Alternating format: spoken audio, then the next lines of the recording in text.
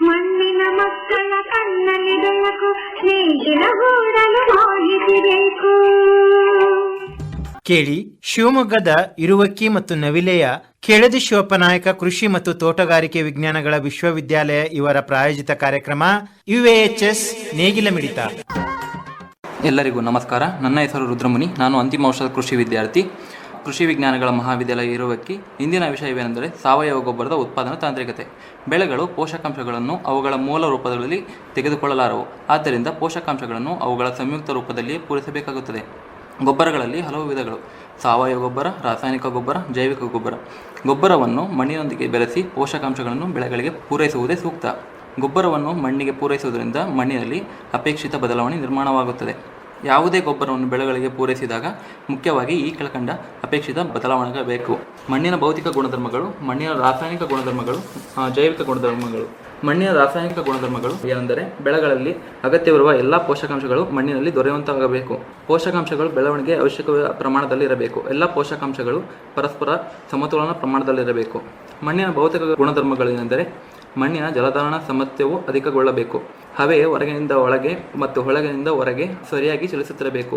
ಬೇರುಗಳ ಬೆಳವಣಿಗೆ ಇರುವ ಅಡಚಣೆಗಳು ದೂರವಾಗಬೇಕು. ಜೈವಿಕ ಗುಣಧರ್ಮಗಳೆಂದರೆ ಪ್ರಯೋಜನಕಾರಿಯಾದ ಅಸಂಖ್ಯಾತ ಸೂಕ್ಷ್ಮಜೀವಿಗಳು ಕಾರ್ಯಚಟುವಟಿಕೆಗಳನ್ನು ನಡೆಸಲು ಅನುಕೂಲವಾದ ವಾತಾವರಣ ನಿರ್ಮಾಣಗೊಳ್ಳಬೇಕು. ನೈಸರ್ಗಿಕವಾಗಿ ನಮ್ಮ ಸುತ್ತಮುತ್ತ ದೊರೆಯುವ ವಸ್ತುಗಳನ್ನು ಸಗಣಿಯೊಂದಿಗೆ ಬೆರೆಸಿ ತಯಾರಿಸಿದ ಗೊಬ್ಬರಗಳು ಸಾವಯವ ಗೊಬ್ಬರ ಎನ್ನುತ್ತಾರೆ.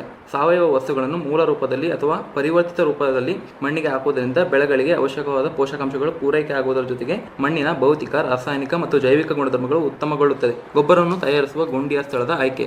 ಗೊಬ್ಬರದ ಗುಂಡಿಯನ್ನು ನಿರ್ಮಿಸಲು ಆದಷ್ಟು ಎತ್ತರ ಸ್ಥಳವನ್ನು ಆರಿಸಿಕೊಳ್ಳಬೇಕು. ಸುಮಾರು 2 ಮೀಟರ್ ಅಗಲ, 1 ಮೀಟರ್ ಆಳ ಮತ್ತು ಅನುಕೂಲತೆಗೆ ತಕ್ಕಂತೆ ಆ ಉದ್ದವನ್ನು ನಿರ್ಮಿಸಬೇಕು. ಮಳೆಗಾಲದಲ್ಲಿ ಗುಂಡಿಯೊಳಗೆ ನೀರು ನುಗ್ಗದಂತೆ ಸುತ್ತಲೂ ಭದ್ರವಾದ ಬದುವನ್ನು ನಿರ್ಮಿಸಬೇಕು. ಹೆಚ್ಚು ಮಳೆ ಬೀಳುವ ಜಾಗದಲ್ಲಿ ಚಾವಣಿಯನ್ನು ಅಳವಡಿಸುವುದು ಸೂಕ್ತ. ಗೊಬ್ಬರವನ್ನು ತಯಾರಿಸಲು ಬೇಕಾಗುವ ಸಾಮಗ್ರಿಗಳು: ಸಗಣಿ, ಮೂತ್ರ, ಕೊಟ್ಟಿಗೆಯಲ್ಲಿ ಹಾಸಿದ ಸಾವಯವ ವಸ್ತುಗಳು, ಬೂದಿ ಅಥವಾ ಸುಣ್ಣ. ಗೊಬ್ಬರದ ಗುಂಡಿಯನ್ನು ತುಂಬುವ ವಿಧಾನ. ಇಡೀ ಗುಂಡಿಯನ್ನು ತುಂಬಲು ಕೆಲವು ತಿಂಗಳುಗಳು ಬೇಕಾಗುವುದರಿಂದ ಉದ್ದದಲ್ಲಿ ಮೊದಲಿನ ಸುಮಾರು 1 ಮೀಟರ್ನಷ್ಟು ಭಾಗವನ್ನು ಆರಿಸಿಕೊಂಡು ತುಂಬಿಸಬೇಕು. ಅನುಕೂಲಕ್ಕೆ ತಕ್ಕಂತೆ ಗುಂಡಿಗೆ ಅಡ್ಡವಾಗಿ ತಡೆಗಳನ್ನು ಇಡಬೇಕು.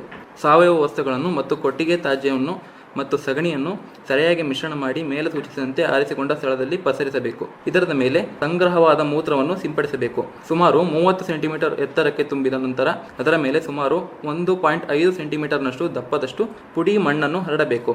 ಹಾಸಿದ ಮಣ್ಣಿನ ಪದರದ ಮೇಲೆ ಬೂದಿ ಇಲ್ಲವೇ ಸ್ವಲ್ಪ ಸುಣ್ಣವನ್ನು ಉದುರಿಸಬೇಕು. ಈ ರೀತಿ ನೆಲಕ್ಕಿಂತ ಅರ್ಧ ಮೀಟರ್ ಎತ್ತರದವರೆಗೆ ಗೋಲಾಕಾರದಲ್ಲಿ ತುಂಬಿದ ಸಗಣಿ ಮತ್ತು ಮಣ್ಣಿನ ರಾಶಿಯಿಂದ ಸಾರಿಸಬೇಕು. ಗುಂಡಿಯನ್ನು ತುಂಬಿಸಲು ಸುಮಾರು 3 ತಿಂಗಳು ಸಮಯ ಬೇಕಾಗಬಹುದು. 4-5 ದನಗಳಿದ್ದರೆ ಸುಮಾರು 2 ಗುಂಡಿ ಸಾಕು. ಇವುಗಳಿಗೆ ವರ್ಷಕ್ಕೆ 5 ರಿಂದ 6 ಟನ್ನಷ್ಟು ಗೊಬ್ಬರ ಉತ್ಪಾದನೆಯಾಗುತ್ತದೆ. ಉತ್ತಮ ಗೊಬ್ಬರ ತಯಾರಿಸಲು ಇರಬೇಕಾದ ಅವಶ್ಯಕತೆಗಳು: ಸೂಕ್ಷ್ಮಜೀವಿಗಳಿಗೆ ಸೂಕ್ಷ್ಮವಾದ ಆಹಾರ. ಗುಂಡಿಯಲ್ಲಿರುವ ಸಾವಯವ ಪದಾರ್ಥಗಳ ಸಾರಜನಕ ಮತ್ತು ಇಂಗಾಲದ ಅನುಪಾತವು ಸುಮಾರು 1 ರಿಂದ 40ರೊಳಗೆ ಇದ್ದರೆ ಕಳೆಯುವ ಪ್ರಕ್ರಿಯೆ ವೇಗವಾಗಿರುತ್ತದೆ. ಆರ್ದ್ರತೆ: 50% ರಿಂದ 60ರಷ್ಟು ಆರ್ದ್ರತೆ ಇರುವಂತೆ ನೋಡಿಕೊಳ್ಳಬೇಕು. ಆರ್ದ್ರತೆ ಕಡಿಮೆಯಾದಲ್ಲಿ ನೀರನ್ನು ಸಿಂಪಡಿಸಬೇಕು ಅಥವಾ ಹೆಚ್ಚಾದಲ್ಲಿ ಒಣ ಸಾವಯವ ಪದಾರ್ಥವನ್ನು ಸೇರಿಸಬೇಕು. ಆಮ್ಲಜನಕ: ಬಹಳ ಪೊಳ್ಳು ಉಳಿಯುವಂತೆ ತುಂಬಬಾರದು ಮತ್ತು ಆಮ್ಲಜನಕಕ್ಕೆ ಆಸ್ಪದವೇ ಸಿಗದಂತೆ ತುಂಬಬಾರದು. ಉಷ್ಣತೆ: ಶೇಕಡಾವಾರು 50 ರಿಂದ 60 ಡಿಗ್ರಿ ಸೆಂಟಿಗ್ರೇಡ್ ಮುಟ್ಟುವಂತೆ ಉಷ್ಣತೆಯನ್ನು ನೋಡಿಕೊಳ್ಳಬೇಕು. ಗೊಬ್ಬರವನ್ನು ಸಂಗ್ರಹಿಸಿಟ್ಟಾಗ ಪೋಷಕಾಂಶಗಳ ನಷ್ಟ. ಮುಖ್ಯವಾಗಿ ಗೊಬ್ಬರದ ಗುಂಡಿಗೆ ನೀರು ಸೇರಿಕೊಳ್ಳದಂತೆ ನೋಡಬೇಕು ಮತ್ತು ಗೊಬ್ಬರದ ರಾಶಿ ಒಣಗದಂತೆ ಮೇಲ್ಭಾಗದಲ್ಲಿ 5 ರಿಂದ 6 ಸೆಂಟಿಮೀಟರ್ ದಪ್ಪದಷ್ಟು ಪುಡಿ ಮಣ್ಣಿನಿಂದ ಮುಚ್ಚಬೇಕು. ಉತ್ತಮ ಗೊಬ್ಬರದ ಲಕ್ಷಣಗಳು: ಗೊಬ್ಬರವನ್ನು ತಯಾರಿಸಲು ಬೆಳೆಸಿದ ಸಾವಯವ ವಸ್ತುಗಳು ಗುರುತು ಸಿಗಲಾರದಷ್ಟು ಪೂರ್ತಿಯಾಗಿ ಕಳಚಿರಬೇಕು. ಗೊಬ್ಬರವು ಕಪ್ಪು ಮಿಶ್ರಿತ ಮತ್ತು ಕಪ್ಪು ಬಣ್ಣದಾಗಿರಬೇಕು.